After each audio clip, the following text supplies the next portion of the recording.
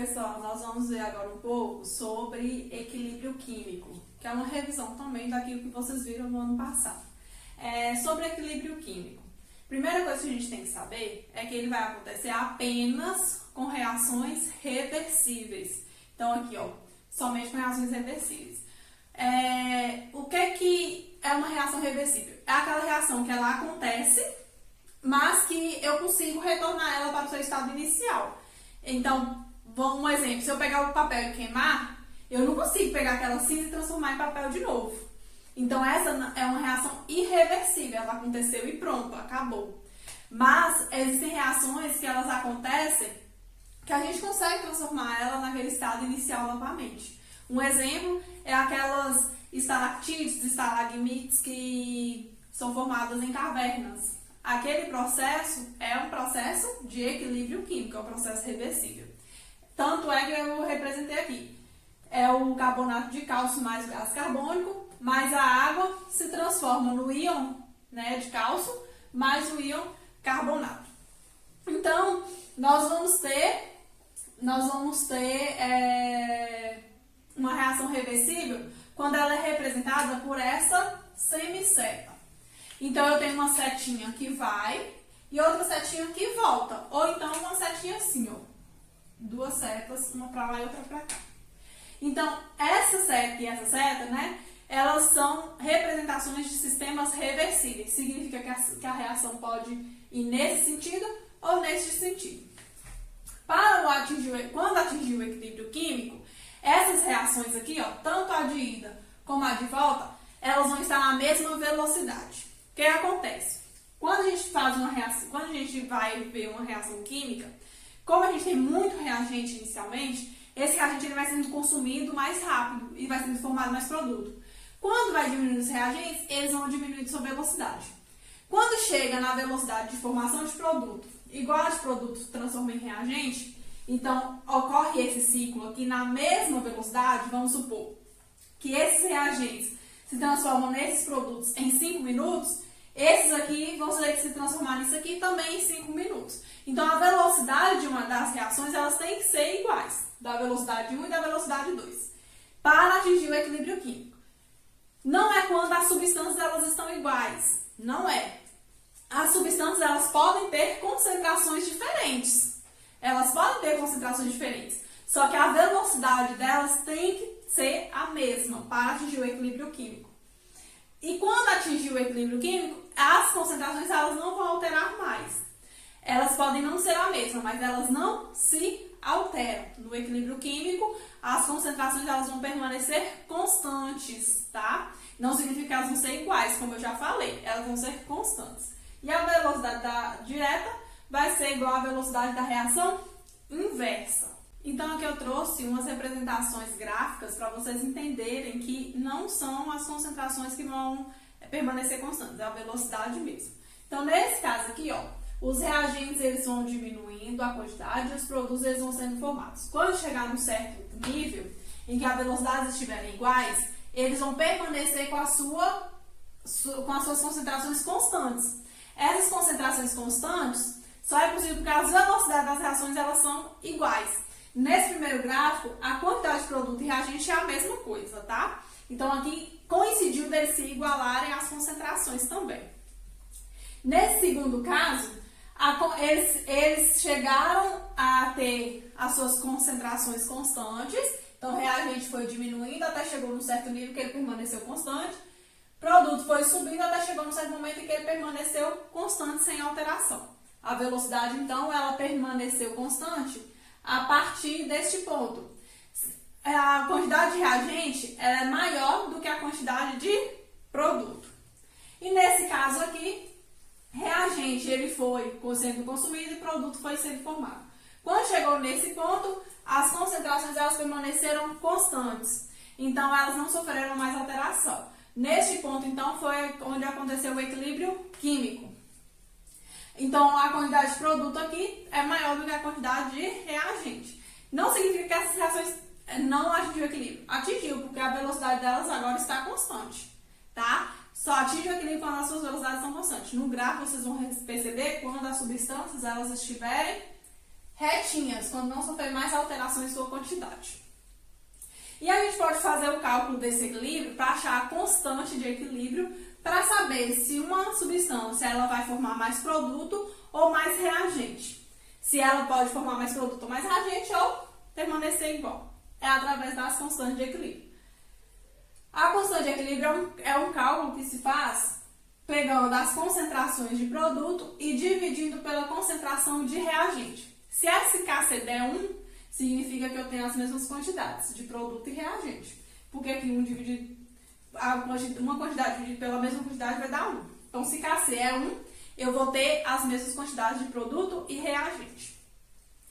Quando o Kc ele der muito alto, ou seja, maior do que 1, ele vai formar mais produto. E se ele der menor do que 1, ele vai formar mais reagente. Então, se Kc for maior do que muito grande, ele vai formar mais produto. E se ele for muito pequeno, ele vai formar mais reagente. E aí a gente vai determinar como que a gente vai fazer isso aqui sem cálculo por enquanto, tá? O cálculo é só se tiver dado alguma informação para você substituir. Mas o Kc aqui, ó, como é produto dividido por reagente, nós vamos fazer para essa equação aqui.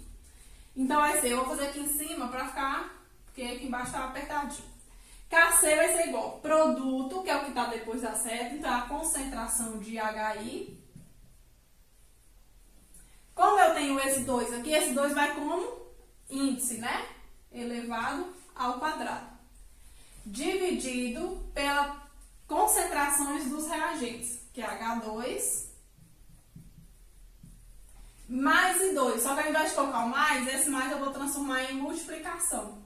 Vezes I2. Como não tem nada aqui em cima, aqui na frente, eu não vou colocar aqui na parte de cima. Então, o cálculo para Kc vai ser esse aqui. Se o exercício tiver te dado o valor de HI, de H2 e I2, você vai substituir e faz o cálculo. Vamos fazer para esse outro caso aqui. Kc vai ser igual. Nesse caso, eu tenho, olha, substância no estado gasoso, substância no estado aquoso, que é quando está dissolvida em água, substância no estado sólido e substância no estado líquido. A constante, ela varia apenas se a substância estiver no estado gasoso ou no aquoso. No estado sólido e líquido, a constante ela não vai alterar. Então, quando tiver estado sólido e líquido, a gente não vai colocar. No lugar deles, a gente vai colocar 1.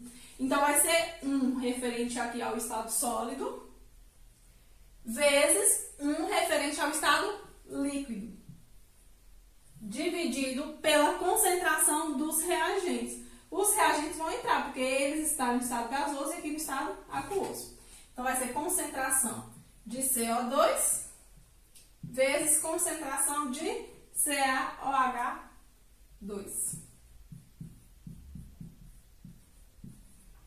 Então, esse daqui vai ser o cálculo para essa reação. Então, sempre que tiver sólido e líquido, no lugar deles vocês vão colocar o número 1, porque eles não vão entrar nessas concentrações. Lembrando que quanto maior o valor de Kc, maior ele vai se deslocar para a formação de produto. Se o Kc for menor, ele vai deslocar para a formação de reagente. E se ele for 1, ele vai manter o equilíbrio entre produto e reagente, vai ser a mesma quantidade. Lembrando também que para atingir o equilíbrio, as reações elas precisam estar na mesma velocidade. Tanto a reação direta como a reação inversa precisam estar na mesma velocidade. Agora eu vou falar um pouco para vocês sobre o princípio de Le Chatelier. Le Chatelier foi um cientista que identificou que quando um sistema ele atinge o equilíbrio, se tiver alguma alteração, a reação ela se ajeita para voltar de novo ao equilíbrio. Então, se tiver alguma interferência, a reação mesmo ela vai tentar minimizar essa perturbação. Então, eu vou falar de 3 efeitos que podem acontecer para que o equilíbrio ele seja desestabilizado. E o que a reação ela faz para atingir esse equilíbrio novamente? O primeiro efeito é o da concentração. Primeira coisa, a concentração eu posso tanto aumentar substância ou tirar substâncias. Então, a quantidades. Então, vamos supor que eu aumente a quantidade de reagente.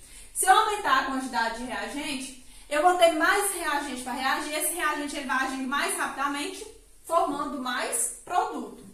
E se eu retiro o reagente, se eu retiro uma quantidade de reagente, esse produto ele tem que formar mais reagente no sentido de minimizar esse efeito. Então, aumento de reagente desloca para a formação de produto. Se eu retiro uma quantidade de reagente, desloca para a formação do próprio reagente. A mesma coisa acontece com o produto. Se eu acrescento mais CO2, o equilíbrio ele vai deslocar para a formação dos reagentes, porque se eu estou acrescentando mais substância aqui, ele vai deslocar para cá. Já se eu retiro o produto, ele vai deslocar no sentido de formar mais produto. Então, o efeito da concentração é esse. Se eu aumento aqui, ele vai para lá. Se eu aumento aqui, ele vem para cá. Se eu retiro, ele tem a tendência de formar mais aqui. E se eu retiro aqui, ele tem a tendência de formar mais para cá. O efeito da compressão, nós vamos olhar para os sistemas gasosos, tá? Então, a gente vai ter que olhar a quantidade de gás que tem de um lado e a quantidade de gás que tem do outro. Então, nesse exemplo aqui, ó, eu tenho um gás aqui mais 3 aqui. Então, eu tenho 4 volumes de gás. E desse lado aqui eu tenho 2 volumes de gás, que é esses dois aqui. Se eu aumento a pressão, quando eu aumentar a pressão, significa que o volume ela está diminuindo. Então, aumentando a pressão, eu vou favorecer o lado que tem menor volume. Então, nesse caso aqui é esse lado, né, da formação de produto. Nem sempre vai ser da formação de produto, vai ser o menor volume. Então, aumento de pressão. Se eu aumento pressão, eu favoreço o menor volume. Se eu diminuo a pressão, eu favoreço o maior volume. Então, aqui, se eu diminuir a pressão dessa reação, o sistema ele vai deslocar no sentido de formar mais reagente para atingir novamente o equilíbrio. Então, vai ser essa a diferença, tá? Do aumento de pressão e a diminuição de pressão. Já no efeito da temperatura, nós vamos olhar se a reação é endotérmica ou exotérmica, porque vai ter diferença. Essa reação aqui, ó, ΔH é mais 184 kJ, ou seja, a reação direta, ela vai ser endotérmica. E a reação ao contrário vai ser exotérmica. Sempre que estiver o valor, vai ser referente à reação de formação de produtos, tá? Vai ser referente a essa reação de ida. A reação de volta vai ser o inverso. Quando a gente tem essa alteração de temperatura, vai ser da seguinte forma. Se eu aumento a temperatura, ou seja, eu estou colocando calor ali dentro, eu vou favorecer a reação que está absorvendo esse calor. Ou seja, eu vou favorecer a reação que está para o lado endotérmico. Então, se eu aumento a temperatura, eu vou favorecer o lado endotérmico. Então, eu vou favorecer este lado. Se eu diminuo a temperatura,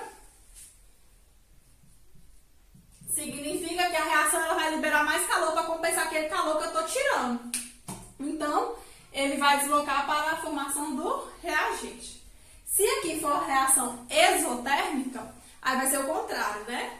Aí vai ser o contrário. A reação vai vir para cá, se eu aumentar a temperatura, e vai para lá se eu diminuir a temperatura. Mas vocês vão olhar o ΔH, se é positivo ou negativo. Se for positivo, é endotérmico, a reação de ida.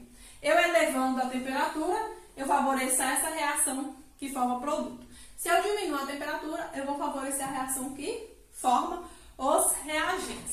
Referente a equilíbrio químico, é apenas isso que nós vamos ver. Espero que vocês tenham conseguido compreender pelo menos uma parte do que foi falado. Qualquer dúvida, qualquer coisa que tenha ficado, vocês podem me perguntar. Eu vou colocar um material lá para vocês darem uma lida e com alguns outros exemplos também. E qualquer coisa vocês podem me perguntar, ok? Bons estudos a todos e até a próxima.